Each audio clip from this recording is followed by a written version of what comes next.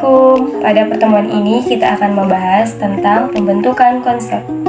Sebelumnya, perkenalkan kami dari kelompok 8 yang beranggotakan Insania, Siti Apriani Pratiwi, dan Salsabila Amania.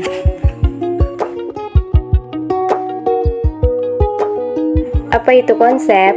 Konsep didefinisikan oleh Hurst, Eggert, dan Diess sebagai sekumpulan atau seperangkat sifat yang dihubungkan oleh aturan-aturan tertentu. Suatu aturan adalah instruksi untuk berbuat sesuatu. Dapat disimpulkan bahwa konsep adalah suatu proses pengelompokan atau pengklasifikasian sejumlah objek, peristiwa, atau ide yang serupa menurut sifat-sifat atau atribut nilai tertentu yang dimilikinya dalam satu kategori. Dasar pembentukan konsep. Kategorisasi dibentuk melalui pengamatan terhadap sejumlah objek yang cenderung satu rumpun dalam segi atribut-atributnya.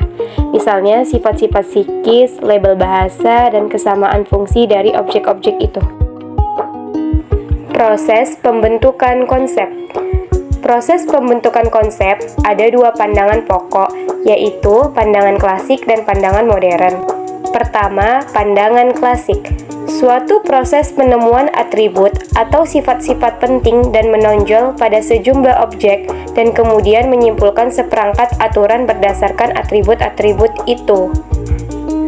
Dua, pandangan modern. Mencakup dua tahapan proses. Yang pertama, membentuk representasi informasi di dalam ingatan mengenai kelas konsep yang diberikan. Kedua, mengembangkan keterampilan kognitif yang dibutuhkan bagi penggunaan informasi. Regulasi pembentukan konsep. 1. Afirmatif atau atributif. Semua objek yang berwarna merah adalah contoh-contoh konsep. Kedua, konjungsi. Semua objek yang berwarna merah dan juga berbentuk segi empat adalah contoh-contoh konsep. Ketiga, dijungsi inklusif. Semua objek yang berwarna merah atau berbentuk segi empat adalah contoh-contoh konsep. Keempat, kondisional.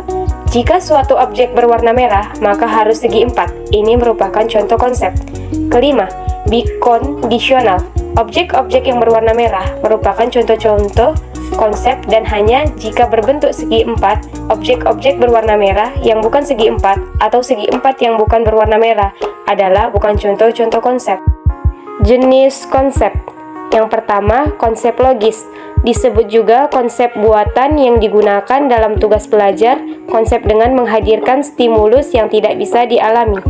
Kedua, konsep alami, yaitu penelitian konsep secara logis yang mengarah pada kategori-kategori alamiah. Yang ketiga, konsep konkret, yaitu konsep yang menunjuk pada objek-objek di dalam lingkungan fisik. Dan yang keempat, konsep yang didefinisikan adalah konsep yang mewakili realitas hidup, tetapi tidak langsung menunjuk pada realitas seperti objek konkret. Strategi belajar konsep. Yang pertama, strategi scanning, yaitu mula-mula seseorang membuat kemungkinan hipotesis, mempertahankan atau membuangnya dan menggantikannya dengan yang lain. Kedua, strategi focusing. Mula-mula seseorang merumuskan suatu hipotesis dengan memilih contoh positif yang menjadi titik perhatiannya, kemudian membuat rumusan kembali. Teori pembentukan konsep. 1. Teori asosiasi. Teori ini menerangkan bahwa belajar konsep merupakan hasil dari penguatan, yaitu dari stimulus dan respon, dan tanpa penguatan, seperti bentuk hukuman. 2. Teori pengujian hipotesis menekankan bahwa manusia cenderung menyusun dan menguji coba berbagai hipotesis.